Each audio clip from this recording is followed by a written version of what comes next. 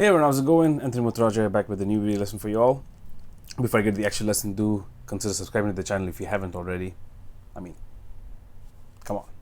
Do I have to really say it? I think I have to. Anyway, go ahead, like the video, share it with a friend, your mother, grandparent, your neighbor, whoever it is. Help a brother out with the algorithm. All right, this is a very tricky space and I would like to keep creating content, and I would definitely love for all this content to actually make it to the people I intend to reach. All right, consider joining the channel as a paying member, where I post exclusive videos, exclusive content, and a complete raw and real behind the scenes of how I got to where I got to. All right, I have a new soloing course coming out. I'm super excited about this, so I will keep you all posted as and when I get updates on it. All right, so in today's lesson I'm going to attempt something rather different as far as playback and tracks and stuff, so bear with me.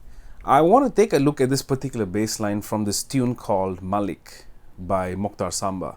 Okay, for those of you who don't know Mokhtar Samba, please check him out. Arguably one of the most innovative and creative drummers of our time, and has been for many decades. Has played with a lot of great musicians.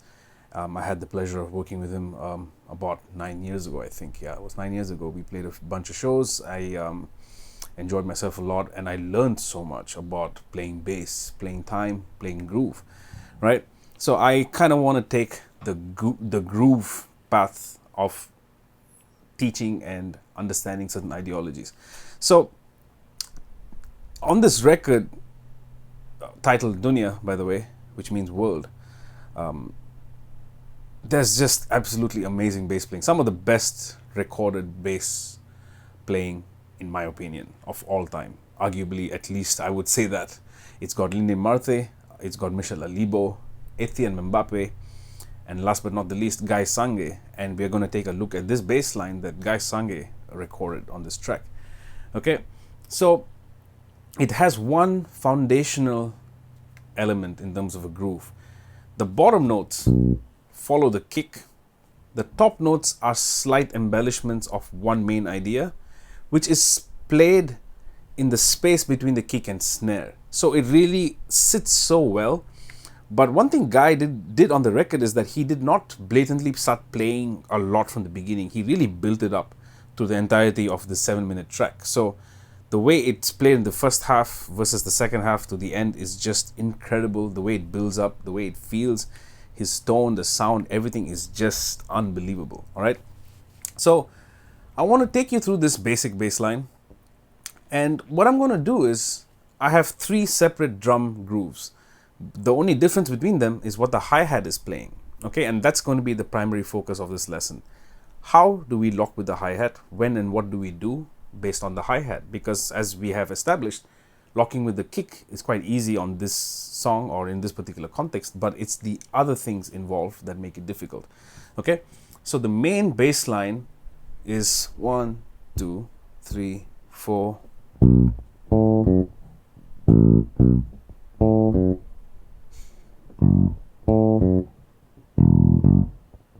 3, 4.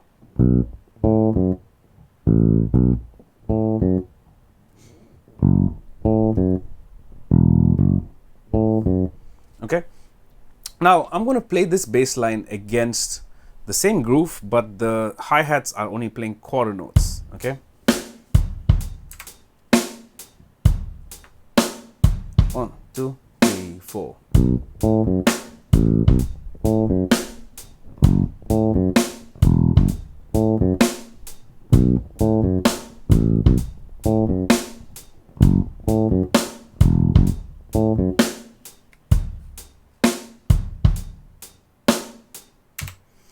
Now, it locks, it sits, it feels ideal and apt. Whatever I'm doing just really sits with it. Now let's listen to the same bass line with the eighth notes on the hi-hat. 1, 2, 3, 4.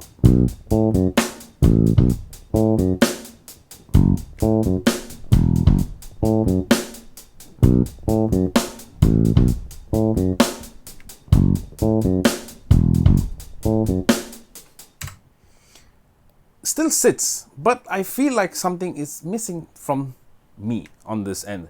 Now with the broken 16s, this is where you really start to feel it.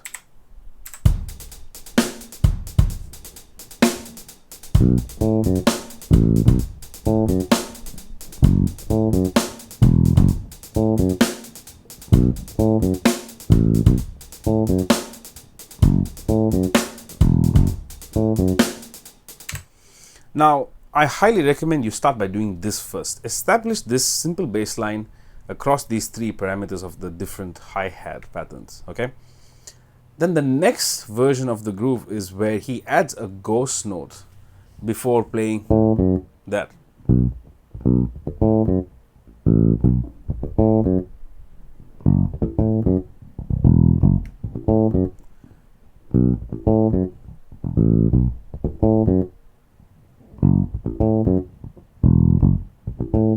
So it's very, you can do it in varying manner, but the idea is gentle tap, dead pluck. It's something you hear a lot of these kind of bass players play, a very Jaco thing.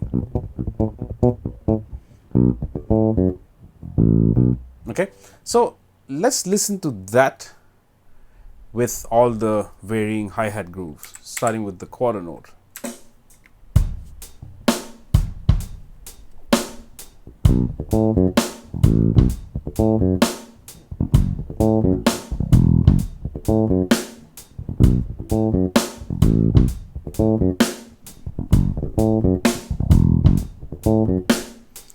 Okay, sounds good, but let's hear it with the eighth notes.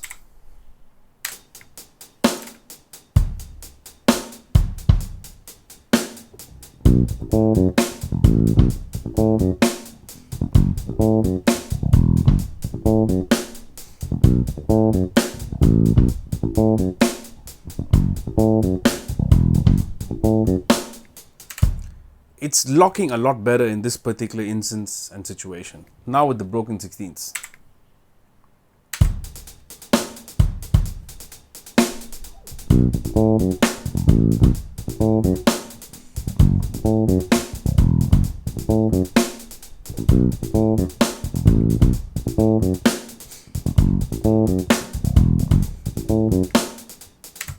I don't know about you all, but you can already hear the difference.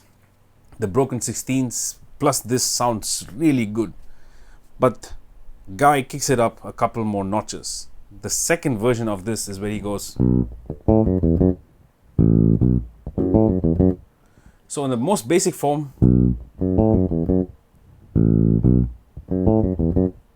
and then, and once in a while he even plays this up an octave,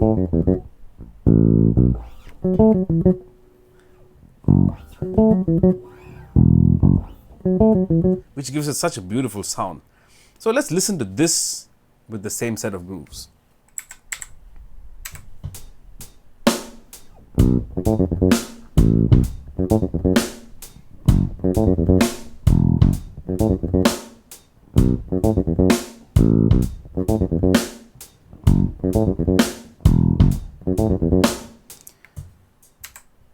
Feels like a bit much with eighth notes.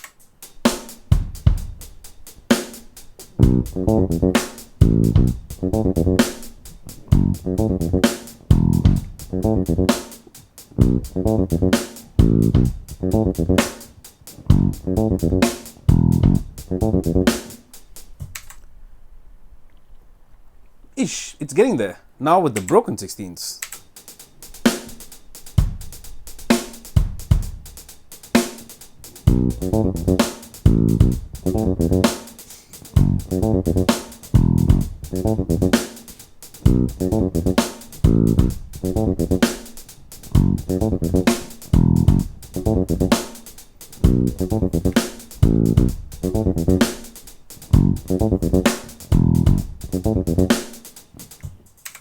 That sounds and feels really, really good.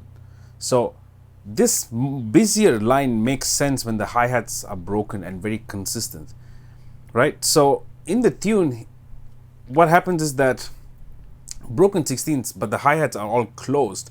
So this is what he does.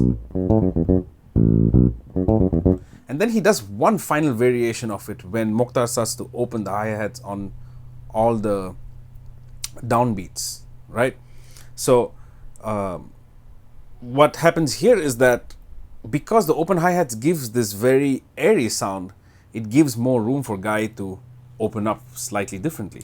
Okay, so I'm going to play that with all the grooves yet again, just so you hear it in that context. Okay, so from here, we're going to go. It's not easy. Okay, so with the quarter note hi-hats.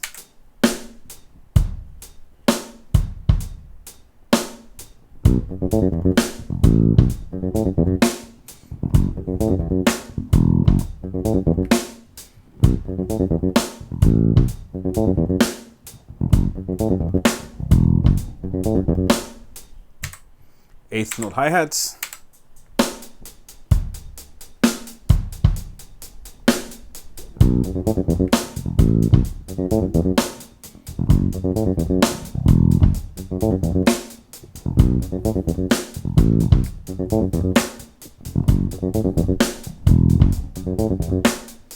Now with the broken 16ths.